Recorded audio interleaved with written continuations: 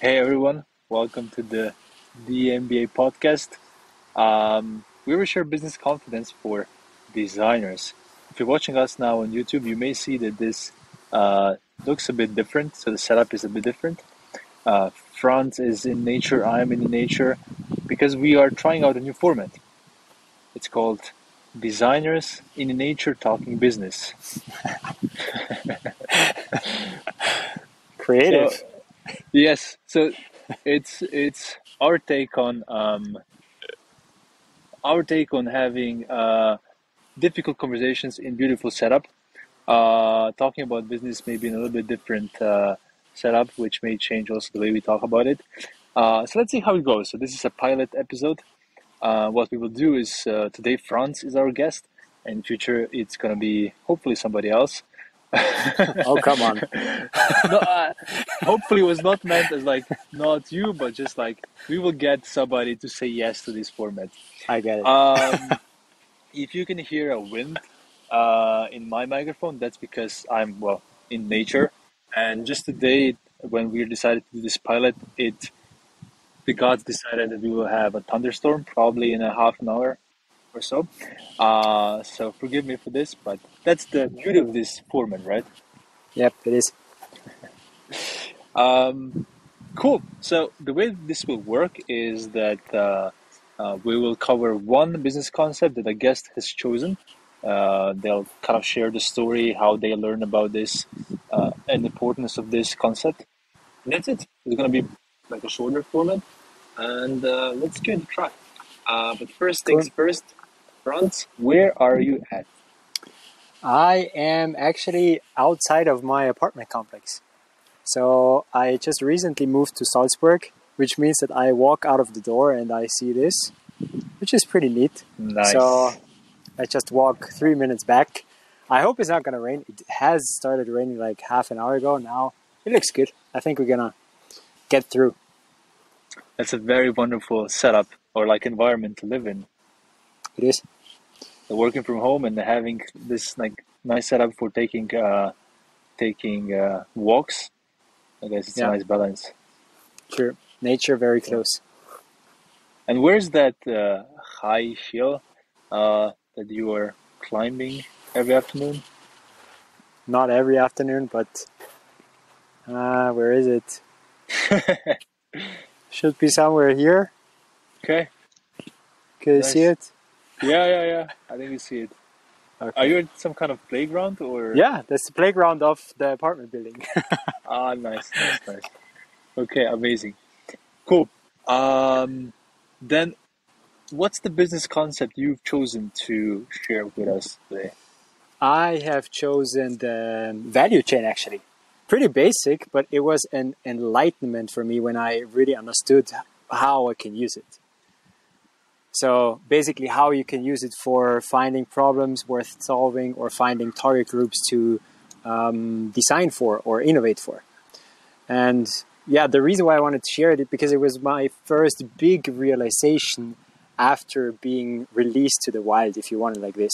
So after having finished university and I started working in innovation management consulting, and basically the main tool of teaching and learning at university is case studies. Many of Yeah. you will remember, right? So you have case studies, and practically all that you learn about is case studies centered around products and centered around end users. So I'm not saying only B2C, also B2B, but it was mostly about creating something awesome for users. And when I went into consulting and innovation management, I thought this is what I was going to do. Like just focus on the user, create something that's really, really awesome. And I was ready to do this, right? So then something happened. That was basically one of the first meetings that I had with my boss, and it was also the first meeting with a company. And the project goal was really, really ill-defined. So they didn't really know what they wanted to solve. They didn't really have a problem. They were more like rambling around. We need to create a new version of this product that is already mature. We need to create something that's up to date. We need to catch up to the rest of the market. But they weren't really sure what actually to solve.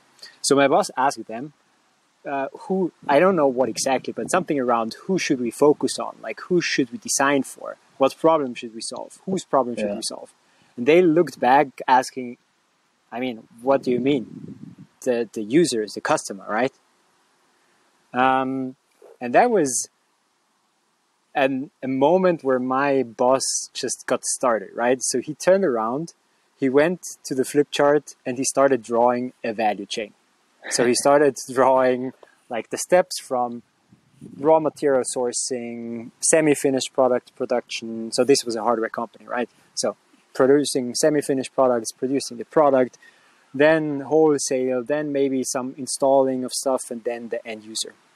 And he explained his, let's say, his point with an industry that is pretty ancient and pretty boring actually, which is Windows. Oh, like window Window manufacturing? for a house. So every house Okay. has windows, and that Okay. was the example he came up with. So he explained how Windows have a very simple value chain, right? You have a company producing it, then you have a company selling it, then you have a company installing it into the houses of users. And back in the days, there was a huge problem because whenever you installed a window into a new home, this home would move after a few months. So that's not a huge move. It's not like the building moves. It's just like the building settles in. And these tiny movements that nobody would Ah, even realize, they would make that the window wouldn't close properly anymore. And it's not like the window wouldn't close at all, but you just would feel some banging on the resistance. frame, some resistance whenever you would close your window after some months Interesting. of having So built the house. literally, like house moves for a few millimeters or centimeters or Correct. inches. Yeah. Interesting. And it always happens? And I don't know if it always happens, but I assume it always happens because the solution is in pretty much every window that I look in now. So I assume that this is now dominant design.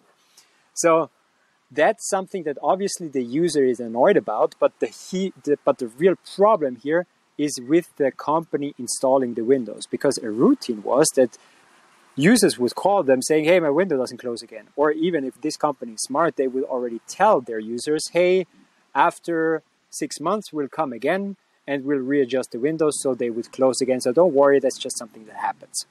So practically, huge problem for every window installing company, because you would have to go back and install that or readjust Right. that. So in the end, they realized this problem and they installed a tiny lever in each and every window. And this tiny lever would basically lift the window in place so that it would close without resistance. And I didn't even know that this thing existed until then. And I used Windows for all my life. So what I wanted to say here is that you don't need to necessarily design for an end user, but if you realize what your value chain is, and if you realize just somebody came to the playground, so I need to move a little bit so that I'm not disturbing children. So let me do that. so that's design as a nature. So Yes. That's real so life, real yeah, business. that's real life. So basically, what I was about to say, yeah, exactly. So this company solved a problem that was not for their users, but it was actually a problem for another member of the value chain, which is maybe even overlooked because the only thing these companies do is installing Windows. And you think you sell your Windows to end users, but you're actually not, because this person has a lot of say. And if this person says, hey, actually, I would like to install this one because that's going to fit perfectly, and I'm not going to have to come back and readjust it later, then that will boost your business. So understanding your value chain and understanding the actors and looking for problems within the steps of the value chain will open a huge playground for innovation. So I'm not saying you shouldn't design for users. I'm just saying that if you understand the value chain, then you can find problems and you can find real potential for innovation. Yeah, then you can design for more users, so to say, or more different stakeholders. So essentially what we're saying is value chain is a framework that helps us understand who is involved in making a certain service or product. And in our case with Windows, there was raw materials, then there was a manufacturer, then there was an installer, then there was end users. And what we're saying is every product has a value chain. And once you know who is involved, Correct. maybe the biggest problem is not on the user side, it may be, on the supplier side or installer side or whatever. Correct. Um, And maybe they're even more powerful. So maybe yes. your biggest opportunity is not with the user because they just don't care.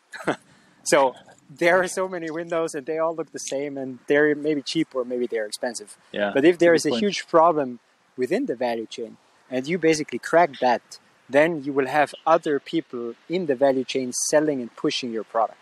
Yeah. And Sorry, go ahead. sorry, go. No, you go on. I wanted to actually ask you if you have an example maybe for a software, because a lot of designers are working in the digital space. So when we talk about value chain, it kind of makes sense. Yeah, you have raw materials, then you have a factory. So it makes Yeah. sense for a product, but does it also work for services? I would say that the value chain itself is great for hardware companies, product companies, but there is a similar tool that you can use for software companies, which is called ecosystem map. So the value chain per se kind of talks of a flow from something very unfinished and raw to something finished. So it's more or less linear. Digital businesses are not as linear, right? You have two-sided markets, you have different stakeholders that are active there. So the better tool you might want to use is the ecosystem map, which practically does a very similar thing. It makes your actors and flows visible. You can give them certain roles. You can see how the flows of goods and money and services are. And you can think about after you have actually identified the biggest actors, you can go after identifying their problems, which is practically the same as what you would do for a value chain, but maybe a value chain would be a more, let's say, tool that's more focused on hardware products. So that's another tool like ecosystem map that we can use basically for the same thing. What I would add maybe is that in certain cases you can still use a value chain. For example, like if you talk about Netflix, what they are a service providing like video services, and their suppliers are basically companies like studios creating videos or entertainment content. There used to be Disney, there used to be all of these companies. I mean, now all of them even have their own streaming services, so they And Netflix creates original stuff. exactly yeah. But So that's exactly what you can learn from the value chain, right? Integrating forward, integrating backwards. exactly, So exactly. that's, again, very useful. Yeah. So we'll drop in the show notes the links to both of these tools, value chain and ecosystem map, so you can have a look at it and try to apply it to your work. Was there anything else you wanted to share about these two concepts? I mean, not really. Just wanted to say that these two tools were the ones that I loved using in every single product, in every Yeah. single project, because they're so powerful to even understand the whole industry, right? So I could talk about, I don't know, food companies. I was lucky enough to work for one of the biggest food producers in the US. We worked on packaging in the frozen food section, and it turned out that the huge actor is obviously supermarkets, and Walmart has a very special way of shelving and restocking products. So if you could make it easier for them to stock your products, they would actually have an easier job selling it. So again, you would basically, by looking at your value chain and by thinking about, okay, who else is there, who else has a strong position in this value chain, and which problems do they have? Again, there's a huge opportunity, and this was actually then one of the avenues this project went. So we were actually tasked to redesign the packaging for users, but in the end, one part of the project was, what do we need to do for it to be favorable for Walmart, which is a completely different direction than what we were initially hired for. Exactly. Like you can redesign redefine the design brief by looking at the value chain, and maybe also explain to people in your company or at your client that the problem is elsewhere. It may be elsewhere. Yeah. Really cool. Really cool. I love it. Great first concept to cover in Designers in Nature Talking Business. We're gonna wrap it up, and we'll try to do this every time in this format with a section. I don't have a name for it yet. I'll think about it. But basically, the question I'll have for you and for other guests is, what's your favorite or least favorite business buzzword? Oh, really? So every company has a buzzword, or maybe your community you're part of it has a buzzword that like means nothing, Yeah. and either you love it or hate it. I would just love to hear that. Let me think. I'll stay with the time when I worked as a consultant. So the thing that I was always amazed, and I hated it actually, was we want to build the next Amazon for X. We want to build we want to be the Tesla for Y, or we want to build the next iPhone for Z. So that's like, come on. That would come up frequently. And I would just, shake my head and hope to do some good work still. Did I tell you about when I was at IDEO, somebody came up with this, like, like when you have these, when you go into a mall and there is a company doing promotion and there is like I think it's called prize wheel. They're like, there is a wheel and you can turn it, and then wherever the thing on top stops, that's the price you're gonna get. Do you know what I mean? Yeah, I think I know what you mean. Fortune wheel. Wheel of Fortune wheel. Yes. So they built something like that for exactly this. Like there would be different combinations of like Amazon for this industry. It was, what else? Uber. Oh, Uber was very popular. Uber for this industry. Like, you name any big unicorn, this for that industry. I think it's just an easy way maybe to explain sometimes what you mean. But yeah, I get what why you didn't like it. Yeah. Also, if you're that's rambling. But if you're working for a company that's maybe, I don't know, it's big. It's not huge, but it's big with, I don't know, 300 million in revenue in total. And then they're talking about wanting to be the iPhone, wanting to have an iPhone for their industry. And you're like, yeah, let's put this into perspective first. Exactly. Maybe you can hear the train. So that's my a location. Sign. It's train leaving. Train leaving for all the Ubers of the world. And this also means we're leaving, right? Exactly. That's a very nice segue, Franz. Thank you. Thank you all for listening. This is Designers in Nature Talking Business. If you like the format, please let us know.